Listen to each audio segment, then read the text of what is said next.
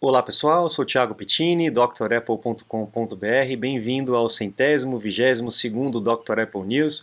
Muito obrigado ao pessoal que colabora, o Antônio, o Renato, o Armin, estão sempre mandando notícia. Muito obrigado, Gilberto também, não posso esquecer, sempre contribuindo, e todo mundo que assiste. Um abraço especial para o Eric Augusto, que está sempre aí comentando também, e também para o Charleston, que está sempre também presente no canal. Um abraço para vocês dois, obrigado e pela audiência, espero que vocês gostem do news de hoje. Vamos lá, pessoal, tem bastante notícia para a gente falar, principalmente na parte histórica, que eu sei que vocês gostam bastante, e a gente aí comemora no dia 10 de novembro de 83, um passo que foi ruim na época, mas que pavimentou o caminho à história que a gente conhece hoje da Apple, né? Foi quando a Microsoft revelou que iria fazer o Windows. Vamos voltar um pouquinho no tempo para a gente poder entender.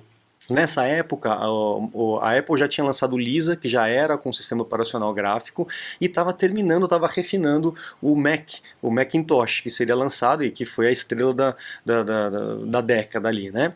Mas a Microsoft prestava serviço para a Apple, e a Microsoft teve acesso ao Macintosh, ao Lisa e ao sistema todo, e começou a fazer o deles, né, o Windows deles. O Steve Jobs falou: olha, tudo bem, mas você pode fazer o seu, mas você não vai poder lançar até depois de um ano do lançamento do Macintosh. Beleza? Beleza. Então lança o Macintosh, espera um ano, aí o Windows, a Microsoft lançaria o Windows deles, né? Acontece que o Steve Jobs estava planejando fazer isso, lançar o Macintosh em 83, e a gente sabe, quem acompanhou a história da Apple, sabe que foi lançado só em 84, então atrasou um ano. Então na hora que lançou, aí o Bill Gates já tinha a janela aí para poder começar a fazer o seu, né? O que aconteceu?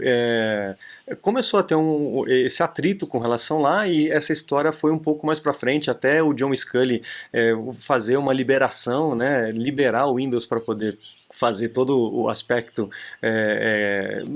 dinâmico e mecânico do sistema operacional, copiar isso na cara dura sem ter problemas legais. Então esse foi só esse trechinho da história aqui que acabou se arrastando um pouco mais para frente, e que depois a Microsoft ajudou muito a Apple no retorno do Steve Jobs, né? Então é uma história que dá muitas voltas, é legal a gente comentar. Não esqueci de vocês, pessoal que gosta da história da Apple. Eu estou com algumas prioridades aqui na frente, mas assim que eu conseguir eu volto a gravar para a gente dar continuidade. Não esqueci não, e não desistir, tá bom, pessoal? Daqui a pouco a gente volta com isso aí. Vamos lá, próxima notícia, 8 de novembro de 84. Isso aqui é muito legal. A Apple lançou um negócio que era só para carro antigamente, que era o Test Drive. Então você poderia pegar um Mac numa loja e fazer um teste, e se você não gosta, você devolve, se você gostar, você efetiva o pagamento e tudo mais, né? Você empresta por 24 horas. Muito legal, né? Isso é uma coisa que depois eu nunca mais vi acontecer nesse mercado de computadores, né? Também em novembro, né, 7 de novembro de 97, foi o último Newton que foi lançado na linha, que foi o menino dos olhos do John Sculley, né, foi o CEO que ficou no lugar do Steve Jobs. Então ele tinha esse produto como o querido dele, e fizeram algumas versões. O produto não decolou, mas pavimentou o caminho para o iPhone, né? Quando o Steve Jobs voltou, ele acabou com a produção, mas ele guardou algumas peças-chave, algumas patentes interessantes, e que ajudou muito aí no desenvolvimento do iPhone, do iPad e tudo mais. Depois, e também em novembro, 6 de novembro, só que de 2003, a gente tem, a iTunes já estava vendendo pra caramba, com o iPod e tudo mais, a loja, né, de música já tinha começado aquela reinvenção total do mercado musical. Mas o Steve Jobs estava relutante em colocar o iTunes no Windows, né? Muita gente falando: meu, você tem que abrir o mercado para o Windows, não dá para ficar só no Mac e tal. E ele ficou um pouco relutante, mas quando ele resolveu e lançou o iTunes, na primeira semana teve uma venda, um recorde de 1,5 milhões de downloads em uma semana. Olha só o tamanho desse mercado que o Steve Jobs estava relutante, né, de aceitar. Tem muitas disputas assim, né, de caminhos, vamos para cá, vamos para lá, o que nós vamos fazer? E a história acabou sendo contada desse jeito, né? Depois, em 2009, 5 de novembro de 2009, a revista Fortune nomeou Steve Jobs como CEO da década. E realmente foi a década dele, né, de 97 até 2010, 2011, que foi quando ele se afastou e depois faleceu. Foi a década dele, né? A quantidade de coisas que ele fez e o caminho que ele deixou ali na Apple é inegável, né?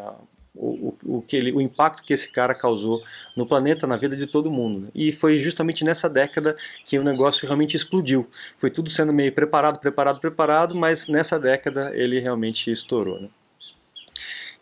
Depois nós temos aí em 2015, 11 de novembro de 2015, o lançamento do iPad Pro, né, que realmente é um equipamento que está começando a mudar um pouco o jeito das pessoas lidarem com os computadores. Muita gente está abandonando aí os laptops, os desktops, e adotando o iPad Pro, que é um iPad mais parrudo, mais caro também, né, com mais capacidade, para substituir o trabalho. Então, dependendo do que você faz, você consegue tranquilamente substituir um computador mesmo por um iPad, no caso o iPad Pro, com a caneta e com tudo mais, com o teclado, né, realmente é bem legal. Então, desde 2015 aí nós temos essa linha de produto que atende muita gente. Bom, agora a gente vai para as notícias aí, seculares, né, as notícias da semana. A gente tem uma atualização, algumas pessoas tiveram problema, no meu círculo pouca gente eu vi tendo problema com a atualização com o Monterey, mas quem teve, e era talvez por conta de uma falha de firmware, uma falta de atualização de firmware, que a Apple já corrigiu, tá? Então máquinas antigas que ainda não atualizaram, faça uma atualização prévia para depois ir para o Monterey, para você não correr esse risco, e as máquinas que infelizmente pararam mesmo na atualização, tiveram um problema e não conseguiram voltar, leva numa assistência autorizada que eles vão resolver para você, tá bom? Então é um número de máquinas que na hora de atualizar dava um bug, dava um problema que você não conseguia reverter.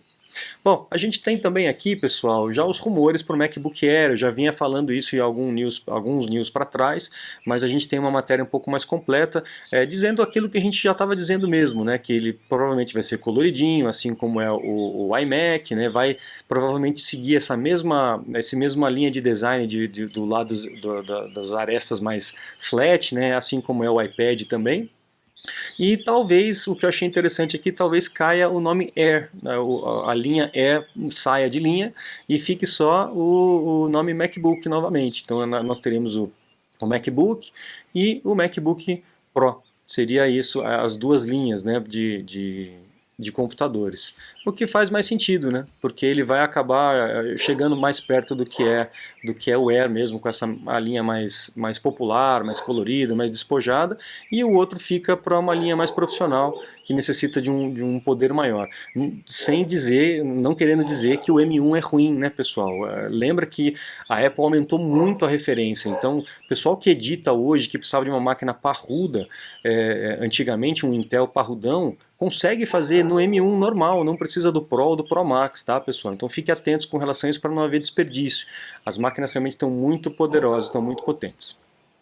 Bom, lá no iOS 15.2, quando houver atualização, vai ter um sistema de vigilância do programa Mensagens. Aqui no Brasil pouca gente usa, mas lá nos Estados Unidos a grande maioria usa o aplicativo Mensagens para se comunicar, é o WhatsApp deles lá, né, praticamente. E o sistema dentro do próprio iPhone, a Apple diz que dentro do próprio iPhone não vai ser feita essa análise pelos servidores da Apple, se é a criança num equipamento onde tem um Apple ID de uma criança. Por isso que é importante, pessoal, vocês quando criarem o Apple ID dos filhos de vocês, colocar a idade real, tá? Para que haja esse tipo de serviço que você pode optar ou não, tá?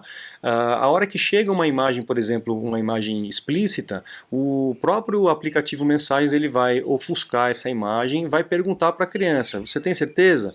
Se a criança mesmo assim quiser verificar a fotografia, vai ter um outro aviso que não sei se é isso exatamente, mas está dizendo aqui, fotos e vídeos sensíveis mostram partes dos corpos que a gente costuma cobrir com as nossas roupas de banho. Uma mensagem mais ou menos assim, não sei se isso vai afastar a criança ou vai fazê-la clicar realmente para ver o que é. Mas apesar dessas duas mensagens, a criança clicar para visualizar a foto, um aviso vai chegar no equipamento do organizador da família, desse compartilhamento familiar, dessa criança, né, o responsável, avisando do que aconteceu. Tá? Então é uma camada de segurança com relação a isso. A Apple diz que não tem nada de vazamento de informações e nem de análise por parte do próprio servidor da Apple, que isso roda tudo dentro do aparelho. Não sei, vamos ver como é que esse sistema vai começar a chegar aí para controlar essas comunicações. Eu acho um pouco, opinião minha, né? Eu acho que o método talvez não seja o mais adequado, a gente tem que ainda discutir muito a respeito disso, mas eu sei que a intenção é boa. Mas enfim, né? A gente fica tentando achar um caminho equilibrado, né? Aquela disputa entre a Apple e a Epic Games com relação à App Store e as formas de pagamento, né, que a gente tem falado, a Apple tem se dobrado, a juíza realmente decidiu a favor da Epic e a Apple estava tentando protelar, né, então está querendo apelar e enquanto sai a apelação, a Apple não quer modificar o sistema, né, mas a juíza está dizendo que eles têm até o dia 9 de dezembro para mudar o sistema e depois se apelar eles voltam, não tem problema, mas é o que é claro que a Apple está tentando fazer é empurrar a decisão que ela teve, né, para a apelação e não fazer nenhum tipo de modificação. E a Apple está dizendo, não, peraí, mas é complicado, isso aqui não é fácil da noite para o dia e tal, realmente, né? Mas com certeza existe essa estratégia de protelar o negócio até não dar mais, né? Vamos ver, existe ainda muito lobby em cima disso, né? A gente sabe como é que funciona, então tem muita água para rolar. No ano passado eu dei uma notícia aí que o pessoal, alguns hackers, entraram na Quanta Computer, nos computadores da Quanta Computer, que é uma empresa que faz parte da cadeia produtiva da Apple. E de lá eles roubaram o blueprint, né, o schematics do que seria o computador, o MacBook Pro que a gente viu sendo lançado agora. Então a gente já estava sabendo como é que era a máquina por conta desse roubo aí de informação industrial. E um camarada parece que foi preso aqui, um ucraniano, o Yaroslav Vazinski, sei lá, não sei como é que fala isso, se alguém puder ajudar aí. O Yaroslav ele foi preso e estão procurando um outro, com um nome mais complicado ainda, que eu não vou nem tentar dizer aqui para vocês, mas a Apple está levando a sério essa questão, estão correndo atrás para poder fechar esses vazamentos, né, para acessar esses vazamentos. Você está desperdiçando seu iPhone, iPad, Mac? Ganhe tempo e produtividade com nossos cursos. Você vai aproveitar melhor seu Apple. Matricule-se em drapple.com.br. Outra notícia interessante, pessoal, é que a gente tinha falado há algumas semanas que quem fizesse a troca da tela frontal aí do iPhone 13, por alguma razão, o Face ID iria parar de funcionar porque o sistema não permite um outro Face ID. Existe uma pontezinha que tem que ser feita para funcionar e os caras tinham que trocar um componentezinho muito pequenininho e mesmo assim, enfim, era muito ruim.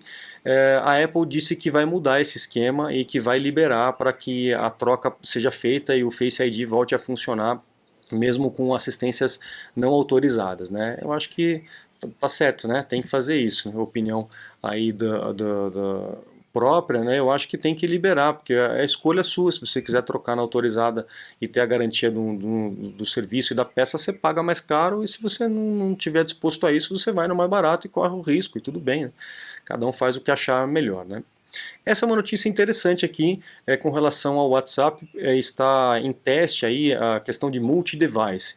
O que acontece? Quando a gente faz o espelhamento do iPhone num computador, num iPad, utiliza através de um outro dispositivo, ele fica dependente ainda do iPhone. Se acaba a bateria do seu iPhone, por exemplo, fica dependente disso, né? O que a WhatsApp está testando é justamente essa independência, você realmente ter dois dispositivos funcionando com o mesmo WhatsApp. Então, se acontecer alguma coisa com o iPhone, acabar a bateria, você continua utilizando o outro até para poder carregar. Só que de 14 em 14 dias ele vai pedir para reautenticar, se não houver modificação, não houver uso, de 14 em 14 dias ele cancela essa ponte, esse link, e aí você é obrigado a refazer. É interessante, tem muita gente que necessita desse tipo de recurso, eu acho que é bacana. Usar com cuidado, mas eu acho que é bacana. MagSafe, tá dando um quiprocó aí, muita gente reclamando do MagSafe porque não é tão safe assim, né? Tem gente dizendo que consegue levantar o MacBook Pro de 14 polegadas pelo MagSafe, o que não deveria funcionar, né? Ele deveria realmente desplugar.